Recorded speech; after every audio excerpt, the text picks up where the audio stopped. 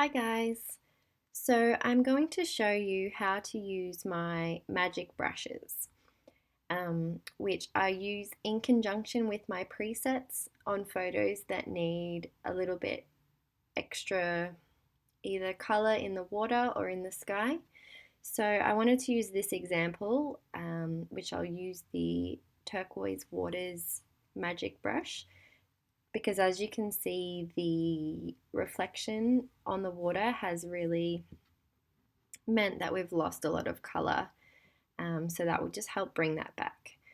So the first thing I'm going to do is apply my preset. So I'm going to be using Mermaid Tails in the warm version. And once I've applied that, I'm just going to get the exposure right and also the warmth.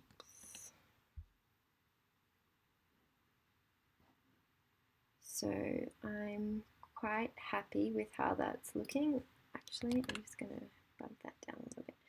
So I'm quite happy with how that's looking now. As you can see, the preset has boosted the color of the water, but we've still got a lot missing here. So that's where I'm going to use the brush. So the brush is found up here in the top right hand corner. And basically you just click on that. And once you've loaded in your magic brush presets, they will show up under this menu. So we're going to be selecting the turquoise waters. And then basically what we need to do is brush over the area that we want these settings to be applied to. So you can adjust the size of your brush here. And then if you also want, you can add a feather, which just sort of softens the edges of the brush. We don't really need to do that for this, so I'll just leave it quite low. And we're also going to make sure auto mask is ticked, and that will just help us keep the brush inside the lines. So Lightroom will pick up where certain edges are, so if you go out of the lines, it sort of ignores that as much as it can. So I'm also going to tick show selected mask overlay, because that's, as we paint, is going to mean that it shows up as a bright red color, so we can see exactly where we've painted our brush. And then once we're happy with the area that's selected, we can untick that, and that will then show us what the actual settings look like. So I'm just going to go ahead and color in this water area now. So as you can see, it's showing up as the red. And I'm sorry, my computer gets a bit laggy when I'm doing the brush. So as you can see, it's sort of staying inside the lines when there's sort of obvious color differences.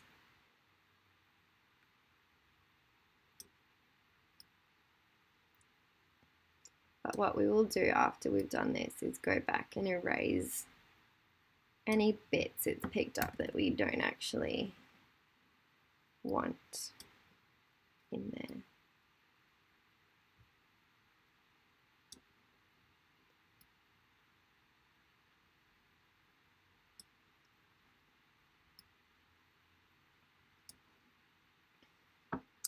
Right, so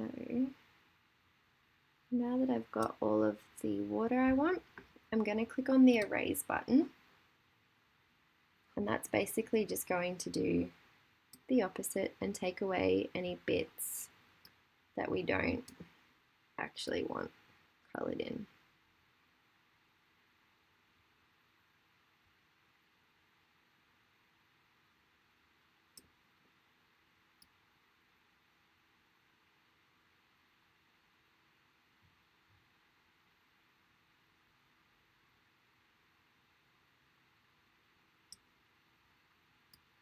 So because the edge of the water or the horizon is really faint, that's why it's a little bit harder to get perfect. but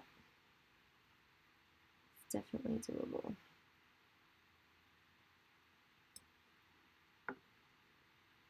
So I might just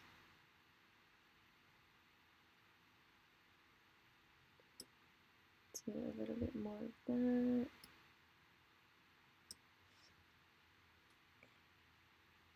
Okay, so now I'm pretty happy with the area that it's got selected. So I'm going to turn off Show Selected Mask Overlay, and then that's going to reveal what our magic brush has actually done.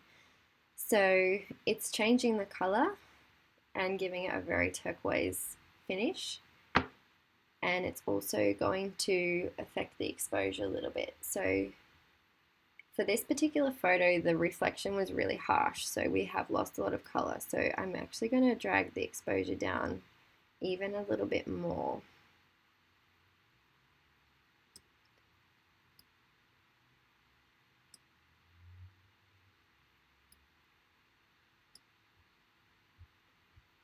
And now I can actually see the line of the horizon a bit better. So I'm just going to go back and get my brush again and sort of just run it along that line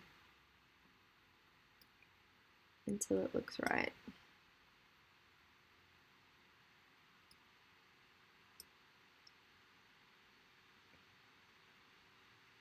So that is looking pretty happy with that now.